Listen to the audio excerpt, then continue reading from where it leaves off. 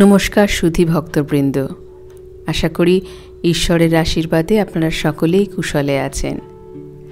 আজকে miss mind অডিওর নতুন পর্বে আপনাদের সামনে ঠাকুর শ্রী রামকৃষ্ণ পরমহংসদেবের কৃপাধন্য নটি বিনোদিনীর কথা তুলে ধরব। নটি বিনোদিনী, যাকে সমাজ অনেক দূরে সরিয়ে রেখেছিল। তখনকার দিনে সমাজ থেকে পতিতা এই নারীকে ঠাকুর তুলে এনেছিলেন এক চেতনার আলোকে। সেই ঘটনা এবং নটি বিনোদিনী জীবনের ঘটনা এবং তার সাথে কিভাবে এখানে থিয়েটার শুরু হয়েছিল এবং ঠাকুর সেই থিয়েটার দেখতে আসতেনি বা কেন, সেই থিয়েটারের সাথে যুক্ত হয়ে থাকা ঠাকুরের গল্প, এই সব কিছু নিয়ে সাজানো আজকের এই অডিওটি। ঠাকুর শ্রী রামকৃষ্ণদেব বলতেন, যেমন চাঁদ মামা সকলের মামা, তিনিও তেমন সকলের আপনার। ব্যাকুল হয়ে ডাকলে তিনি দেখা দেবেনই। সেরকমই বোধহয় নটি বিনোদিনী করেছিলেন। জীবনে একটি পর্বে এসে যতই সমাজ থেকে আলাদা হোক না কেন, তিনি ঠাকুরকে সর্বান্তকরণে ডেকেছিলেন। তাই জন্য সে কোথায়, সেই রঙ্গমঞ্চে এসে ঠাকুর তাকে কৃপা করেছিলেন। ঠাকুর রামকৃষ্ণ পরমহংসদেব তখনকার দিনে আধ্যাত্মিক আন্দোলনের পথটিকেই শুধুমাত্র আলোকিত করেননি, তিনি সামাজিক জীবনে একটি ভাব আন্দোলন করেছিলেন, যার মূল ভিত্তি ছিল থিয়েটার বা নাট্যশালা। ব্রিটিশ উপনিবেশ স্থাপনের সঙ্গে সঙ্গে এই ব্রিটিশদের হাত ধরেই আমাদের বাংলায় স্থাপিত হয় theatre. Old Calcutta play house, new Calcutta play house, Dum Dum theatre, Chowringhee theatre, এইসব তখনকার দিনে এই ব্রিটিশ নাগরিকদের মনোরঞ্জনের জন্য কিন্তু স্থাপিত হয়। 1835 খ্রিস্টাব্দে বিত্তশালী ভারতের রাজধানী কলকাতায় তাদের চিরস্থায়ী বন্দোবস্তের অর্জিত অর্থে বাগানবাড়িতে একটি শৌখিন নাট্যশালা স্থাপিত হয়। সেটি হল শ্যামবাজার থিয়েটার। এরপরে জোড়াসাঁকো থিয়েটার, প্রসন্নকুমার ঠাকুরের হিন্দু থিয়েটার, এই সমস্ত কিন্তু আস্তে আস্তে স্থাপিত হয়। তখনকার দিনে পুরুষরাই শুধুমাত্র এই থিয়েটারে অভিনয় করতেন। পর্দার আড়াল থেকে এসে নারীরা কোনোদিন অভিনয়ের কথা ভাবতেই পারতেন না। এমনকি এই নাটক বা থিয়েটার দেখতে মেয়েরা আসতেনও না। তাই নিষিদ্ধ পল্লী এবং বাইজিদের কিছু শৌখিন নাট্যশালায় আনানো হতো। এই সমস্ত কিছুর ফলে আস্তে আস্তে গোটা কলকাতার সমাজে একটি শোরগোল পড়ে যায়। ভদ্র সমাজ প্রবল আপত্তি করে। তার মধ্যে ছিলেন বঙ্কিমচন্দ্র চট্টোপাধ্যায়, কেশবচন্দ্র সেন, বিদ্যাসাগর মশাই প্রমুখ। কিন্তু এই সমস্ত বাধার সত্ত্বেও মানুষের এই থিয়েটারের প্রতি কিন্তু আগ্রহ বাড়তে থাকে। তখন প্রতিষ্ঠিত হয় ন্যাশনাল থিয়েটার। টিকিট কেটে থিয়েটারে অভিনয় দেখার সুযোগ বাঙালি প্রথম পায় 1872 খ্রিস্টাব্দে। পরে গ্রেট ন্যাশনাল থিয়েটার এবং স্টার থিয়েটার প্রতিষ্ঠিত হয়। স্টার থিয়েটার প্রথমে প্রতিষ্ঠিত হয় বিডেন স্ট্রিটে 1883 সালে। পরে এটি স্থানান্তরিত হয় 1888 সালে হাতিবাগানে, যেটি এখন বর্তমানে আমরা দেখি। কিন্তু এই থিয়েটার প্রতিষ্ঠা হওয়ার সত্ত্বেও তৎকালীন শিক্ষিত মানুষজন, বিশেষ করে ব্রাহ্ম সমাজের মানুষজন যারা ব্রাহ্ম সমাজের সাথে যুক্ত ছিলেন, তারা কিন্তু প্রবল আপত্তি করতেন এই থিয়েটারে। এমনকি যেই ফুটপাতে থিয়েটারটি অবস্থিত, সেই ফুটপাত দিয়েও হাঁটা তারা পছন্দ করতেন না। তারা অন্য ফুটপাত দিয়ে হাঁটতেন বা রাস্তায় নেমে হাঁটতেন। এই থিয়েটারকে নন্দিত থেকে বন্দিত করে তোলেন ঠাকুর শ্রী রামকৃষ্ণদেব। তাদের মধ্যে চৈতন্য জাগরণের এক মন্ত্র দিয়ে তিনি নবজাগরণের সূচনা করেছিলেন। তাই তিনি পরবর্তীকালে গিরিশ ঘোষকে বলেছিলেন, থিয়েটার ছাড়বে না, ওতে লোক শিক্ষা হয়। কিসের লোক শিক্ষা? এই থিয়েটারের মাধ্যমে শুধুমাত্র সামাজিক ছবি উঠে আসতো না, সেখানে অভিনীত হতো পুরাণের অনেক চরিত্র। যেরকম সেই ঠাকুর দেখতে গেছিলেন স্টার থিয়েটারে শ্রী চৈতন্য লীলা, আরও অনেক, যেমন প্রহ্লাদ চরিত্র, অনেক কিছুই কিন্তু থিয়েটারে দেখানো হতো। মানুষ যা বইতে পড়তো তা চোখের সামনে দেখতে পেয়ে তা ধারণা করতে সুবিধা হতো। তাই ঠাকুর বলতেন থিয়েটারে লোক শিক্ষা হয়। এবার আসি নটি বিনোদিনীর কথায়। নটি বিনোদিনী তার 12 বছরের অভিনয় জীবনে অনেকাংশই কিন্তু এই স্টার থিয়েটারের সাথে যুক্ত ছিলেন।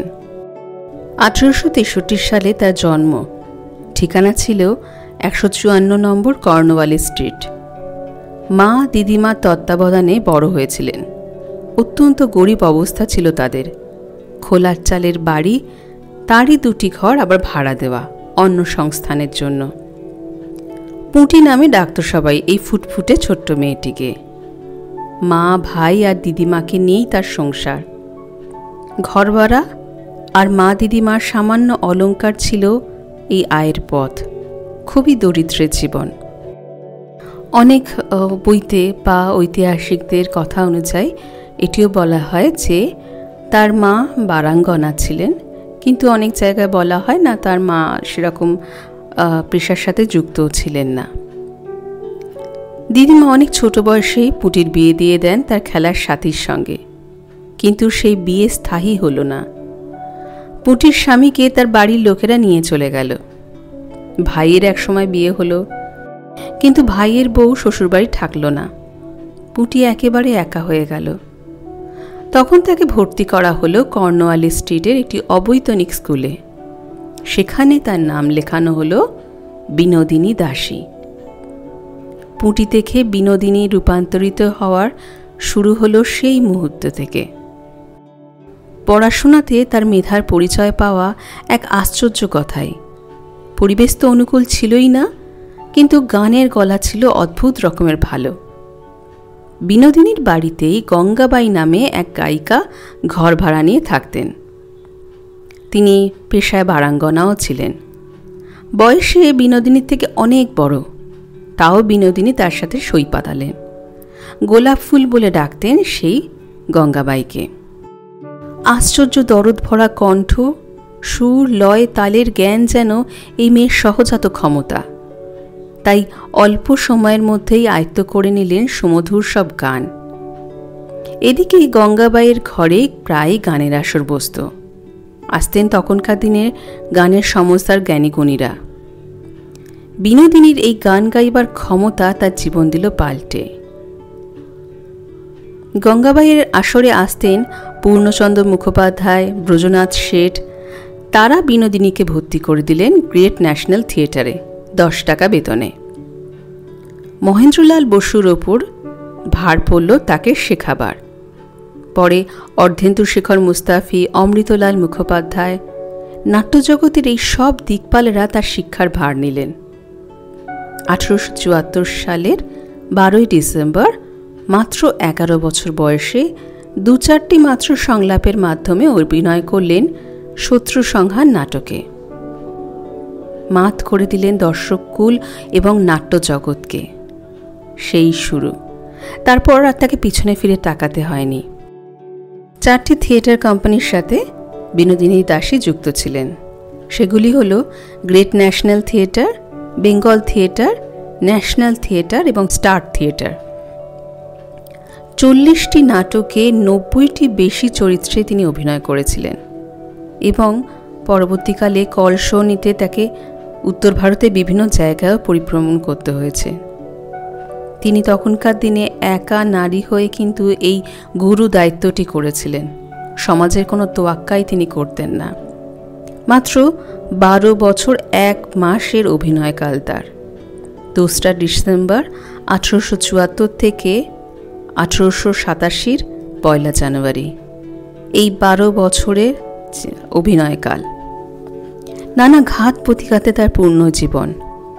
ঠাকুরের সাথে তার সাক্ষাৎ একটি ঐতিহাসিক শুধু নয়, একটি ব্যতিক্রমী ঘটনা, যা তার ব্যক্তি জীবন, অভিনয় জীবন এবং বাংলার থিয়েটার জীবনকেও প্রভাবিত করে।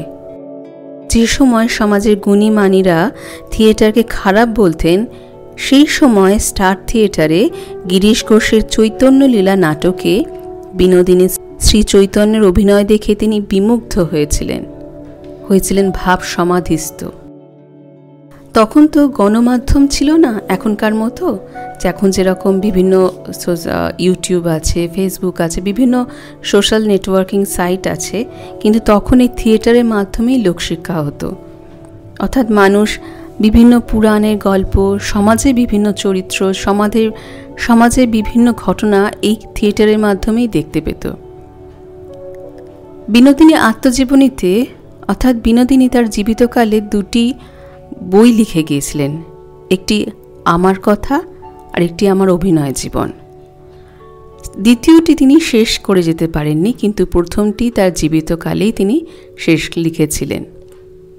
সেই আত্মজীবনীতে তিনি লিখেছিলেন, আমি মহাপ্রভুর দয়ায় কত ভক্তিবাদন সুদীজনের কৃপার পাত্রী হইয়াছিলাম।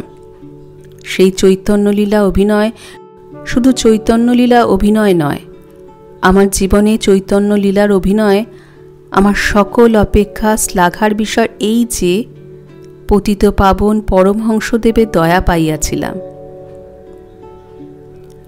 অভিনয়ের পর নটনটিরা যখন তাকে প্রণাম করে, তিনি তাদের আশীর্বাদ করেন।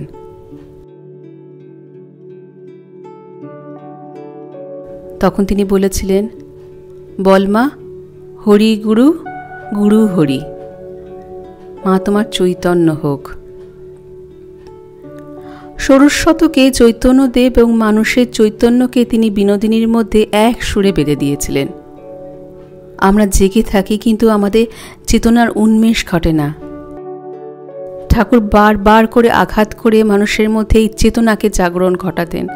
কোনো ভক্তির আশীর্বাদ, কোনো টাকা কড়ি, ধন দৌলত, মান ঐশ্বর্য, দেহসুখ এসবের আশীর্বাদ তিনি কোনোদিন করতেন না। তিনি বলতেন চৈতন্য হোক। কি সেই চৈতন্য, সেটি কি হয় তার দিয়ে সেটি বিনোদিনীর জীবনে ফুটে উঠেছিল। কথামৃতে পঞ্চভাগে এই স্টার থিয়েটারে যাবার উল্লেখ আছে। সেদিনের ঘটনাটির কথা মাস্টারমশাই যা লিপিবদ্ধ করেছিলেন ঠিক এরকমই। 1884 সালের 14 সেপ্টেম্বর ঠাকুর যদুলাল মল্লিকের বাগান বাড়িতে সন্ধ্যায় পাদচারণা করছেন। তখন যদুলালের মুখে চৈতন্য লীলা নাটকের উচ্চ প্রশংসা শুনলেন এবং শোনার মাত্রই তার দেখার আগ্রহ প্রকাশ করলেন। সেপ্টেম্বর 21 রবিবার ঠাকুর স্টার থিয়েটারে নাটকটি দেখতে এলেন। ময়দাকলের মালিক মহেন্দ্রনাথ মুখোপাধ্যায় এই সমস্ত কিছুর ব্যবস্থার দায়িত্ব নেন। সময় ছিল শারদীয়া দেবীপক্ষ। এদিন এসেছিলেন মাস্টারমশাই, ওই ময়দাকলের মালিক মহেন্দ্রনাথ মুখোপাধ্যায়, বাবুরাম মহারাজ, অভেদানন্দ মহারাজ এবং তরুণ ভক্ত নারায়ণ, যাকে কথামৃতে ঠাকুর বারবার করে নারায়ণ বলে উল্লেখ করেছেন। গিরিশচন্দ্র ঘোষ সেদিন অসুস্থ থাকায় ঠাকুরকে বক্সে বসিয়ে 2জন পাখাধারীর ব্যবস্থা করে বাড়ি চলে গিয়েছিলেন। চৈতন্যলীলা নাটকটি দেখতে দেখতে ঠাকুর ভাব সমাধিস্থ হয়ে পড়েন এবং যখন নাটকটি শেষ হয়ে যায়, যখন নটনটিরা ঠাকুরের চরণধুলি নিতে যায়, ঠাকুর কিন্তু বারবার করে খুঁজছিলেন সেই মানুষটিকে যিনি শ্রী চৈতন্যের অভিনয় করেছিলেন। তিনি পরে জানতে পারলেন সে পুরুষ মানুষ নয়, সে একজন নারী। তার আনন্দের সীমা রইল না। মা আনন্দময়ী স্বয়ং চৈতন্যের রূপ ধরেছেন। এ কি কম কথা? সকল মেয়েদের মধ্যে, সকল নারীর মধ্যে তিনি মা আনন্দময়ীকে দেখতে পেতেন। সে ঘটনা তো অনেক আছে। সেদিন ঘটেছিল সেই ঘটনা। ঠাকুর বলেছিলেন মা তোর চৈতন্য হোক। তারপর থেকে বিনোদিনীর জীবন যেন আস্তে আস্তে পাল্টে যেতে থাকে। ভেতরে যে ফল্গু নদীর ধারা বইছিল সেটি আস্তে আস্তে পবিত্র গঙ্গার রূপ নেয়। তার ভিতরের সমস্ত কষ্ট, দুঃখ, যা কলুষিত, সমস্ত কিছু ভাসিয়ে নিয়ে গেছিল ঠাকুরের সেই পবিত্র গঙ্গার স্রোত। চৈতন্যলীলা ছাড়া স্টার থিয়েটারে ঠাকুর আর যে নাটকগুলি দেখেছিলেন সেগুলি হল প্রহ্লাদ চরিত্র, 14 ডিসেম্বর 1884। এখানে ভক্ত প্রহ্লাদের চরিত্রেই কিন্তু নটি বিনোদিনী অভিনয় করেছিলেন। নিমাই সন্ন্যাসী, 10ই জানুয়ারি 1885 সাল। এখানেও নটি বিনোদিনী নিমাই সন্ন্যাসীর অভিনয় করেন। দক্ষযজ্ঞ, বিবাহ বিভ্রাট, এবং তার সাথে তখন দেখতে এসেছিলেন লাটু মহারাজ, দেবেন্দ্রনাথ মজুমদার, ভক্ত নারায়ণ এবং মাস্টারমশাই। এরাই ঘুরিয়ে ফিরিয়ে ঠাকুরের সাথে যেতেন স্টার থিয়েটারে ঠাকুরের সাথে থিয়েটার দেখতে। দক্ষযজ্ঞ নাটকে দেবী সতীর অভিনয় করেছিলেন নটি বিনোদিনী। এই নাটকটি দেখার পর 25শে ফেব্রুয়ারি 1885 সালের ঠাকুরের 50তম জন্মদিন উদযাপনের ঠিক 3 দিন আগে ঠাকুর বিবাহ বিভ্রাট এই নাটকটি দেখতে যান। এটি তার থিয়েটারে দেখা শেষ নাটক।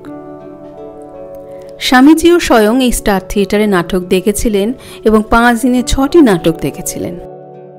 এরপর অর্থাৎ 1885 খ্রিস্টাব্দের ওই ঠাকুরের 50তম জন্মদিন উদযাপনের পর ঠাকুরের গলরোগের বাড়াবাড়ি হয়। ঠাকুরকে চিকিৎসার জন্য দক্ষিণেশ্বর থেকে কলকাতায় আসতে হয়। 1885 সালের 2রা অক্টোবর 70 দিনের জন্য ঠাকুর শ্যামপুকুর বাটিতে চলে এসেছিলেন চিকিৎসার জন্য। এই সময় ঠাকুরকে ঘিরে কড়া পাহারা, বাইরের কোনো ভক্তের সাথেই ঠাকুরকে দেখা করার অনুমতি দেওয়া ছিল না। নিচের পাহারায় থাকতেন কখনো কখনো লাটু মহারাজ, কখনো কখনো বাবুরাম মহারাজ, নিরঞ্জন মহারাজ। এনারা পালা করে পাহারা দিতেন যাতে কোনো ভক্তই যেন ঠাকুরের সাথে দেখা করতে না পারে এবং ঠাকুরকে যেন কোনো রকমভাবে কথা বলতে না দেয়া হয়। কিন্তু ঠাকুরের এই গলরোগের কথা শুনতে পেয়ে নটি বিনোদিনী আর স্থির থাকতে পারলেন না। যিনি নটি বিনোদিনীকে নটি থেকে দেবীত্বের পর্যায়ে নিয়ে গেছিলেন, সে মানুষটি আর স্থির থাকতে পারে? সেদিনের চৈতন্যলীলা নাটকের পর বলতে গেলে প্রায় অভিনয় তিনি ছেড়েই দিয়েছিলেন। খুব বুঝে শুনে অভিনয় তিনি করতেন। ঠাকুরকে শেষবারের মতো দেখার তার প্রবল ইচ্ছা। কি করবেন বুঝে উঠতে পারলেন না। শেষে ঠাকুরের এক গৃহী ভক্ত কালীপদ ঘোষ, যিনি ভক্তমণ্ডলে দানা কালী নামেই বেশি পরিচিত, সেই কালীপদ ঘোষের সাথে তিনি পরামর্শ করে সাহেব সাজলেন এবং মেকআপ এতটাই নিখুঁত হয়েছিল এবং তার চাল চলন এতটাই নিখুঁত হয়েছিল যে নিচে পাহারা দেওয়া কোনো ভক্তই, পুরুষ ভক্ত, তাকে বুঝতে পারলেন না তিনি সাহেব নন, এবং এই মিনিমাম এই বোধটুকুও তিনারা বুঝতে পারলেন না তিনি পুরুষ নয়, নারী। এত তার মেকআপের দক্ষতা, এত তার অভিনয় দক্ষতা। স্টেজে নয়, সামনাসামনি দেখছে, তবুও সেখানে ধরতে পারলেন না যে একজন নারী পুরুষ সেজে, সাহেব সেজে এসে ধোঁকা দিয়ে ঠাকুরকে দর্শন করতে যাচ্ছে। সে এক অপূর্ব ঘটনা। ঠাকুর বলতেন, জোশ হোক করে একবার ভগবানের দর্শন পাওয়া উচিত, সে গলা ধাক্কা দিয়েই হোক আর যেভাবেই হোক। নটি বিনোদিনী যেন সেই ঘটনার বা সেই কথার যেন জ্বলন্ত প্রমাণ। সুতরাং একজন সাহেব দেখা করতে এসছে বলে কালীপদ ঘোষ তো বেশ ম্যানেজ করে দিলেন এবং নিচে যারা পাহারা দিচ্ছিলেন তারা ছেড়েও দিলেন। এবং অদ্ভুতভাবে সেদিনকে ঠাকুরের ঘরে কোনো ভক্তও ছিল না। পালা করে ঠাকুরের ঘরেও কেউ না কেউ থাকে, ঠাকুরের ঘরে কিন্তু সেদিন কেউ ছিল না। দরজার কাছে দাঁড়ানো মাত্রই ঠাকুর বলে উঠলেন, কে রে বিনোদ, এসেছিস? একটিবার মাত্র তাকালেন দূর থেকে, অত কষ্ট শরীরে, কাত করে দিলে তবে তিনি কাত হতে পারেন, ঘাটটাও তিনি সোজা করতে পারেন না। কিন্তু ওই যে পতিত পাবন তিনি, তার নামটা তার রক্ষা করতে হবে। তিনি বুঝতে পারলেন কে এসে দাঁড়িয়েছে তার ঘরের সামনে। বিনোদিনী দাসী আর নিজেকে আটকে রাখতে পারলেন না, ছুটে গেলেন ঠাকুরের পায়ের কাছে পড়লেন, চোখের জলে ভিজিয়ে দিলেন তার চরণ কমল দুটি। এই ঘটনাটি পূজনীয় স্বামী শারদানন্দজি মহারাজের লীলা প্রসঙ্গে খুব সুন্দর পাওয়া যায়। তিনি যা লিখেছিলেন সেটি হচ্ছে, ঠাকুরের ঘরে ওই সময় আমরা কেউ ছিলাম না, তাই ওই সময় সে ওরকম করতে পেরেছিল। আমাদের চোখে ধুলো দেবার জন্য সেদিন ওই রূপে ওই বেশে আসেন। রঙ্গপ্রিয় ঠাকুর হাসতে লাগলেন এবং তার দক্ষতার প্রশংসা করতে লাগলেন এবং ঠাকুরের প্রতি ভক্তি শ্রদ্ধা দেখে সন্তুষ্টও হলেন। ঠাকুর বলতেন, ছলে বলে কৌশলে যেভাবেই হোক ঈশ্বরের কাছে পৌঁছানো চাই, একবার তাকে স্পর্শ করলেই হলো, ব্যাস, আর কোনো চিন্তাই নেই। বিনোদিনী দাসী সেদিনকে কিন্তু সেই ঘটনাটিই করেছিলেন। সেই শেষ দেখা, একবার মাত্র দর্শনে তার যে জীবন দেবতা, যাকে তিনি ভেতরে ভেতরে পুজো করে আসছিলেন, সে তার জীবন পাল্টে দিয়েছিলেন, তাকে শেষবারের মতো তার ভালোবাসা জানাতে এসেছিলেন। গিরিশচন্দ্র ঘোষ পরবর্তীকালে তার একটি লেখার মধ্যে এই চৈতন্যলীলা নাটকে সেদিনকে কি ঘটেছিল সেটা তিনি পরে উল্লেখ করেছিলেন। তিনি বলেছিলেন, সকল চরিত্রে অভিনয়ে সকলেরই প্রশংসা ভাজন হইয়াছিল বিনোদিনী, কিন্তু চৈতন্যলীলায় চৈতন্য সাজিয়া তার জীবন সার্থক হয়। এই ভূমিকায় বিনোদিনী অভিনয় আদ্যপ্রান্ত ভাবুক চিত্ত বিনোদন করে। হরিনাম হইলে হরি স্বয়ং তাহা শুনিতে আসেন। পরমহংসদেব স্বয়ং তার প্রত্যক্ষ প্রমাণ দিলেন। তার পদধূলি থেকে কেউ বঞ্চিত হইল না। নামের মধ্যে দিয়েই তিনি নামেন। এবারে হরি আর সূক্ষ্ম শরীরে নয়, বৈকুণ্ঠের হরি স্বয়ং রাম ও কৃষ্ণ রূপে সেদিন চৈতন্যলীলা এলেন, প্রমাণ দিলেন তিনি আসেন, তার পতিত পাবন নাম সার্থক করলেন। করকমলে স্পর্শ করে শ্রীমুখে উচ্চারণ করলেন, চৈতন্য হোক। ঠাকুর বলতেন, যেখানে হরিনাম সংকীর্তন হয় সেখানে হরি আসেন, এখনও বলা হয়, এখনও বিশ্বাস করা হয়। সেই জন্যই বোধহয় সেই চৈতন্যলীলা নাটকে এতটাই বাস্তব, এতটাই ভক্তি শ্রদ্ধা সেখানে ছিল যে ঠাকুর স্বয়ং সেখানে এসেছিলেন। ঠাকুরকে কিন্তু এই চৈতন্যলীলার নাটক দেখতে যাওয়ার জন্য অনেকেই বাধা দিয়েছিলেন, বলেছিলেন বারাঙ্গনাদের অভিনয় না দেখতে যাওয়াই ভালো। ঠাকুর কিন্তু বলেছিলেন শোলার আতার দেখলে যেরকম আসল আতার উদ্দীপন হয়, আমি সেরকমই তাদের মধ্যে মা আনন্দময়ীকেই দর্শন করতে যাচ্ছি। এরপর ঠাকুরের মহাসমাধি হয় 1886 সালে। ঠিক তার পরের বছর 1887 সালের 1 জানুয়ারি রঙ্গমঞ্চে নটি বিনোদিনীর অভিনয় করা শেষ অভিনয়। তারপরে তিনি বুঝতে পারলেন যে তার আর অভিনয় করা সম্ভব নয়। ঠাকুর তার মধ্যে যে বীজ বপন করে দিয়েছেন, তখন সেটি আস্তে আস্তে বৃক্ষে পরিণত হয়েছে। তিনি ত্যাগী তপস্বিনীর মতো এক লহমায় সমস্ত কিছু ছেড়ে বেরিয়ে এলেন। সমস্ত সেই খ্যাতির শীর্ষে উঠেছিলেন তিনি। সেই সময় তার ধারে কাছে পর্যন্ত ছিল না। নাম, যশ, অর্থ, প্রতিপত্তি কি না তার ছিল, কিন্তু তিনি সার্থক ত্যাগী ছিলেন, সার্থক তপস্বিনী ছিলেন। পরশপাথরের স্পর্শে তার জীবন ধন্য হয়ে গিয়েছিল।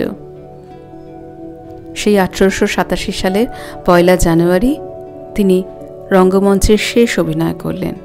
তারপর আর একবারের জন্য তাকে কোনোদিন রঙ্গমঞ্চে দেখা যায়নি।